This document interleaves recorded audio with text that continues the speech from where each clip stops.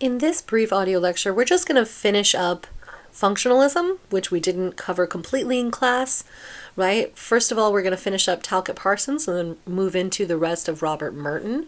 So what we already covered of Parsons was his biography, his different intellectual phases, the action systems and social systems, and of course, all of those complicated pattern variables that we talked about in class.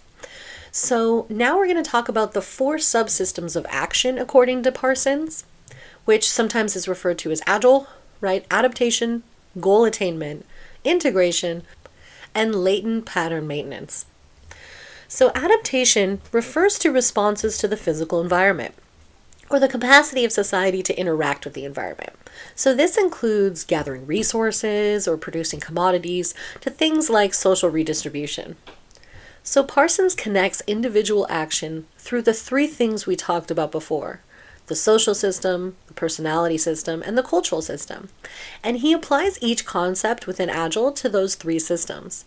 So for adaptation in the social system, the need to have food to eat and places to live and other commodities that we have is the economy, right? The adaptation is the economy. So he connects the micro and the macro and sees our individual interactions as the micro basis of our macro social institutions. So for there to be, within that system of the economy, the kind of action that is taking place is the drive for money. Okay, so then moving on to goal attainment. This refers to the capacity to set goals for the future and make decisions accordingly. Political resolutions and societal objectives are really part of this necessity. So if we connect it to the social system again and see our action to make decisions as the basis of our social institution of politics, then the action within that political institution would be trying to gain political power. Then integration refers to the coordination of a system or subsystem's constituent parts, or the harmonization of the entire society is a demand that the values and the norms of society are solid and sufficiently convergent. For example, we need to have a common language so that we can connect and create and maintain those norms and values. So we create a social community and we seek influence within it as action. And then when it comes to latent pattern maintenance, this challenges society to maintain the integrative elements of the integration requirement. This means institutions like family and school, which mediate belief systems and values between an older generation and a younger one. And they do this so that the social patterns and expectations are maintained, or so the social institutions themselves are maintained. So this function is carried out primarily by the cultural system, and within the social system, the function of latent pattern maintenance is most apparent in the realm of religion. So we could also think of it in the context of our judicial system. We create laws based on our morals and values and our societal norms. Really, those things that we deem so important to our moral values become laws, such as not killing people or committing violence, stuff like that. So the laws and the practice of holding people accountable to the law creates a latent pattern maintenance of the judicial system in society. So these 4 functions, adaptation, goal attainment, integration, and latent pattern maintenance, aim to be intuitive. For example, if looking at this in the context of like hunter-gatherers, they need to get food from hunting and gathering, so they need to have a set of goals and a system to make decisions about things like, when do you migrate, right, to follow herds or find new hunting grounds. So the group also needs to have a common belief system that enforces action and decisions within the community. And then last, there needs to be an educational system to pass on those hunting and gathering skills from older generations to younger generations, and any sort of common belief system that underlies that. So if they do all of these things, they can sustain their existence. The book also discussed some of the dilemmas faced by systems of action. So for instance, the Great Crash of 1929 was rooted in collective panic or a lack of faith in the banking system, or in Parsons' terms, a failure of latent pattern maintenance. So that would basically be people's trust in the banks or the economy itself. So although religion is intimately connected to the problems of latent pattern maintenance and integration, religious organizations do adapt to the environment and set goals. So turning now to Talcott Parsons' theoretical orientation. So there is definitely a multidimensional meta-theoretical model here, where Parsons is trying to create, ideas that are macro and micro. So this multidimensionality is really reflected in his conceptualization of the unit act. And, he's trying to give, or his ideas are giving rise to this idea of order and action models. And he was really trying to create kind of a grand theory that could explain a lot of ways in which people act in society and the motivations and the reasons behind that. So Parsons' conceptual trilogy of institutionalization, internalization, and socialization explicitly integrates individual and collective approaches to order. So there are rational and non-rational motivations within AGIL. So Parsons' integration of rational and non-rational forms, is kind of woven together. So adaptation and goal attainment speak to a more rationalistic side of action in social systems, while integration and latent pattern maintenance speaks more to the non-rational dimensions. And then, of course, touching back on the pattern variables that we discussed before, Parsons' pattern variables include both non-rational and rational forms as well, because he's looking at things from both the individual level and the collective level in regards to motivation. So specific pattern variables speak directly to either action or order.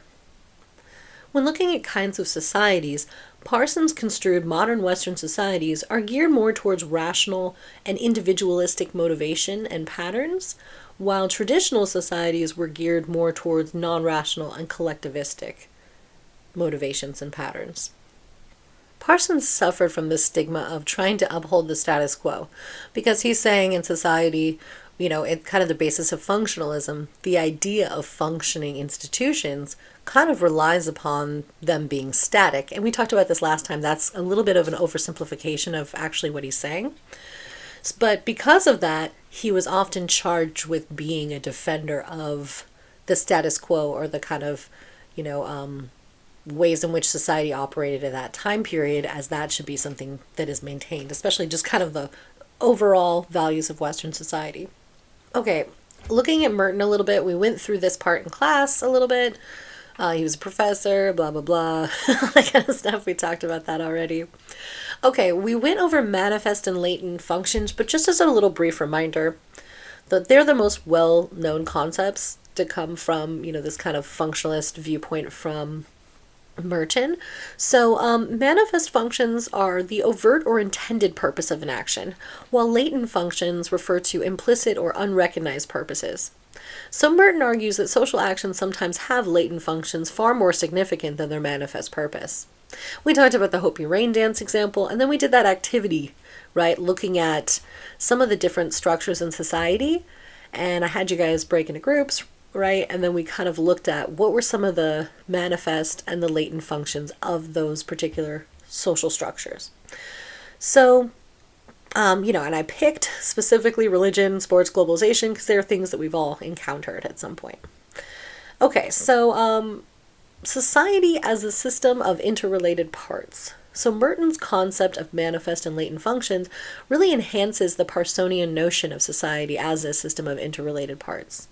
Right, as we talked about before, like the idea that each institution is like a piece of a puzzle that fits together to create a whole. So Parsons' conceptualization of society as a system of interrelated parts had implied that all social institutions were inherently functional, and that even functional or beneficial institutions or subsystems can produce dysfunctions or unintended consequences as well.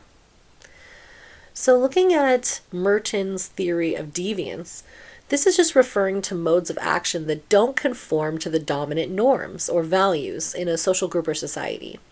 So Merton was trying to explain variances in rates of deviance according to the social structural locations, and he hypothesized that deviance results when there's a disconnect between the cultural and social realms, right? Or the values of a society are out of sync with the means for achieving them.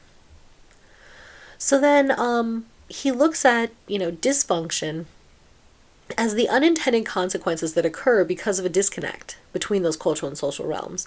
So Merton points out that laws, social policies, norms, values, religions, etc., can all produce unintended consequences and dysfunctions. And he also contributed to role theory and demonstrating that social status and role sets are organized in the social structure in a more complex way than Parsons was initially arguing. So Merton defines social status as a position in a social system with its distinctive array of designated rights and obligations. The status of a role is not fixed, but rather changes in conjunction with a particular role set involved. So some of the critics of functionalism say that it's rationalizing or explaining away aspects of the social system, including social inequities.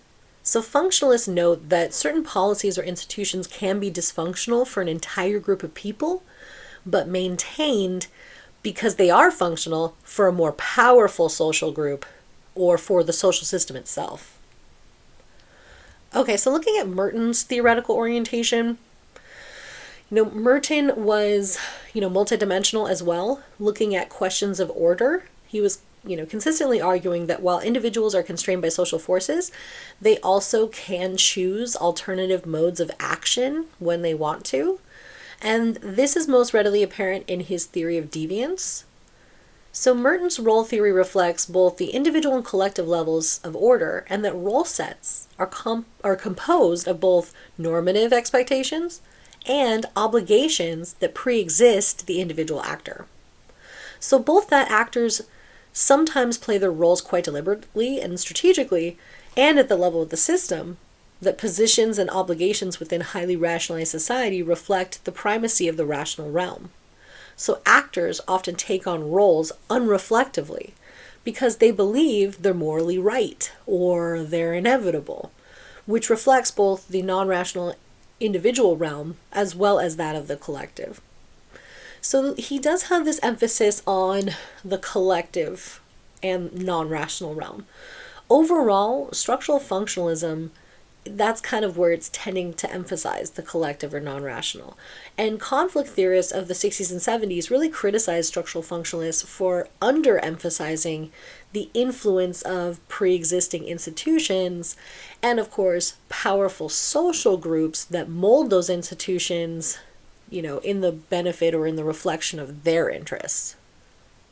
So that's something that we'll explore a little bit more when we get into a little bit more of the conflict theorists from that time period later on in the class.